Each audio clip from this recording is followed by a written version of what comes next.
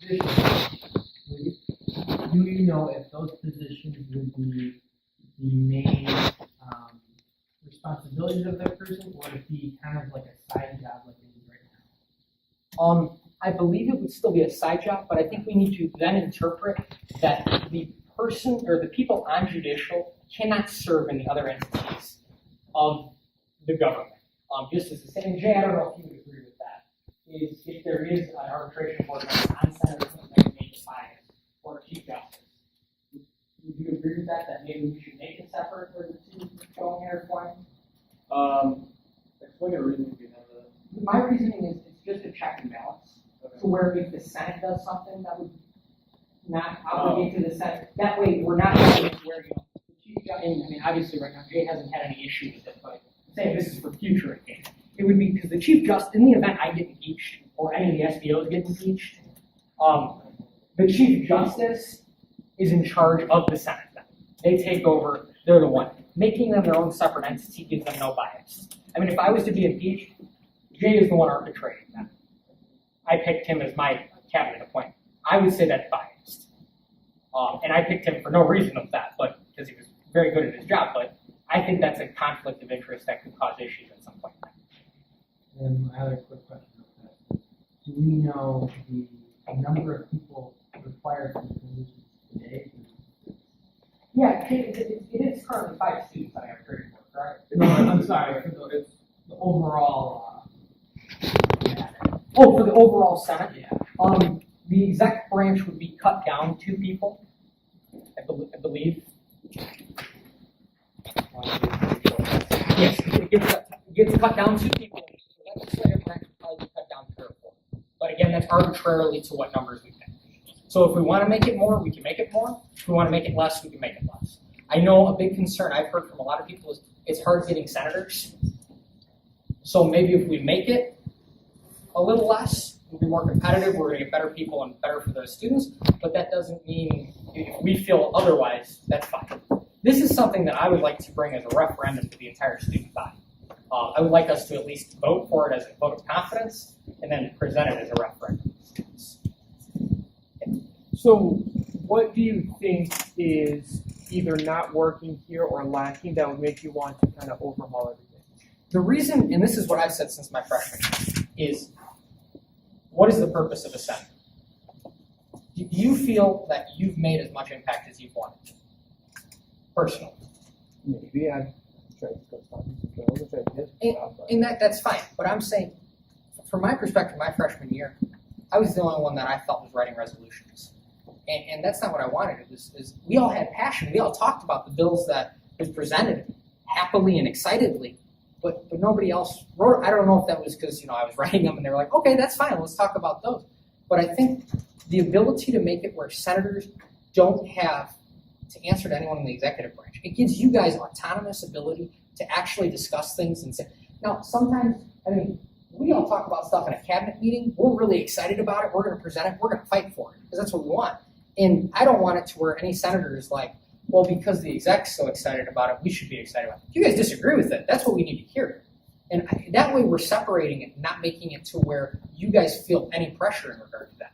I think it's actually relieves it and it lets more student voices come into the government association. That's me personally. That would be my rationale. Is that kind of answer your question or not so much? Yeah. Okay. Do you want more? Or? No, that was fine. Okay. Judith? How do you, this is a good print, is that what it is? Or? Yeah, it would be a new setup for government setup. And then, how would the senators be appointed? The senators would be elected still by the student body. So we would actually, this is when I would like to talk to our team more and get it where we have a finite system to contact students that are of grade level to be like, hey, these are the people representing you. We're holding elections for them. We want to get you involved. This way we can custom. That's the thing we have issues with now is elections of senators in general.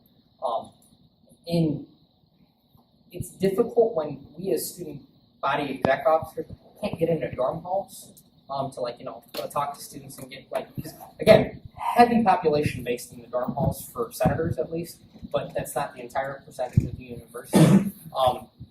That we are limited access to, I would say, and then even off campus is even harder to reach. So if we set up that communication ability to vote and can show more, it might help. Is that good, or if you got more, go ahead. No, it's I have a few questions, and I don't want to take up too much time. For the legislative branch, for elections to senator, you want to do these different grade levels. My main question is, how are we going to elect freshmen, right, coming right out, and then we have a fourth of our senators who are not in the first part of the year? What are we going to do for that? Senator elections historically have always taken place at the beginning of the year, so all of them would have to be taken anyway at the beginning of the year. I mean, especially for freshmen, as a freshman, I didn't know about really student senator or student senator election until about halfway through my first semester. So how would we? Somebody from the government association has to go to one of the orientation sessions. Thank you. To actually go and talk about it. I think that it's something, because we're a shared governance institution, it's not something we talk about. And I mean, last year I asked about it, but things were already set by the time we were elected, so I couldn't say, hey, this is what I want to switch to. But it's a conversation I've still had, but it's still been pushed back, and it's something I would still like to talk to Nathan about and be like, hey, I think this is something we need to say they have a governing body to show. Okay. With that as well, though, right now, as how it's set up, Senate does not start till in September. End of September right now, because everyone gets elected at the beginning of the year. So we were able to do elections and then only have to spend the beginning of the new year recruiting freshmen senators, and the rest of the Senate is still passing things. Okay. So I understand your concern totally, but I think in the end, this would be better off, at least in some sense, if we would at least have 3/4 of the Senate that can still do something, whereas now, like, we're all sitting down. Yeah, I just want clarification. Oh, yeah, I totally. And then my second question is, so these executive, like the directors, would they, because we three of them have different committees on the legislative, would they be working with them? I would say, I just ran out of space making graph, but yeah. So academic affairs would work with and transfer from colleges and technology and things there. Campus affairs would work with building safety and dining as well. So the ones that are under the branches, under the legislative, would translate over to the executive branch. I just didn't Okay. it's an ex officio. That way, again, it's not administration policies of the executive branch launching the time. However, at that point, they can say, hey, these are concerns we've been hearing. What do you guys think would be a good way to fix it? Does the executive then still have like a check and balance on the legislative part? If a resolution is passed, does the executive still have? We have an idea of the president being able to veto. Again, that was just an idea. That's a very good question. I would say, I wouldn't really know on the check. I would say a veto would maybe be the best bet. I don't think we actually got into the specifics of that because we were so set on the structure of that one. That's a very good question. Can we go to our talking point of this? Thank you. Yeah. Let me look. I don't remember actually what other schools looked at. Because I mean, I've read around 15 other constitutions, and some of them do have the veto power. I think that's only that's on my mind right now. But I can look more into that. I don't have an actual answer to that. All right. Sorry. No, that's fine. Yeah. Would directors still be approved by senators, and what about the chair? Sure, people would be elected amongst by the Senate itself. They elect that. Directors would still be 100% confirmed by the Senate. There's zero process in the executive except the elected officials directly by the student body that would not be approved by the Senate. That's their check. Just let me clarify that. And again, the president still appoints.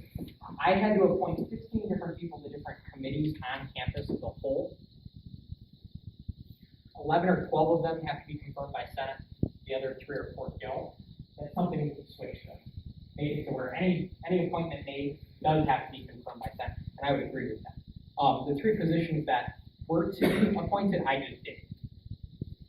So, because I didn't feel it was right just to do it, but I was, and of course, university Senate guidelines, I didn't approve them by the governing body, so I just took it because I was elected, and I thought that made sense. Okay, other questions, comments?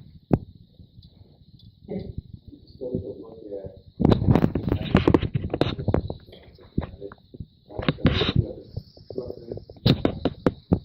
Currently, it's actually just minimum of 2. I'm sorry, what is that? It's actually turn on population. So I would say scale that down to where there's still someone representing the building, and then also have the classes as well, because that's going to still allow you to diversify a lot of people. So the way to think about the way they're going to go about having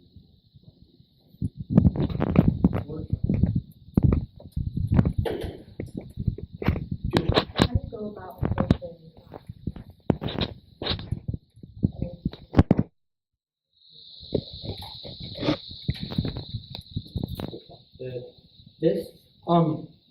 It wouldn't be, it's like a sub part of the committee. What it is that committee, those were just options that committee could deal with.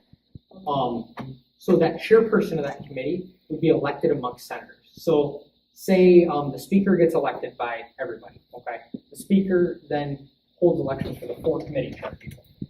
Okay, so say you want to run for, if we call it community service or service. Okay. Say, hey, I'd like to run. You get elected, you're the chairperson of that. Your committee then can deal with things within that area.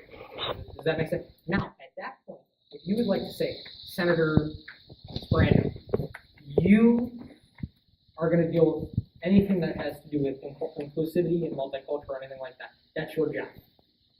That's what you can do as chair. I think that's how I would see it. But again, if we would like it different, we can.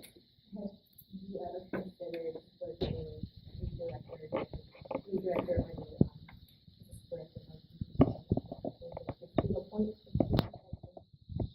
bring in that The only issue I have with an administrator appointing someone to this governing body is it's for students. Yeah.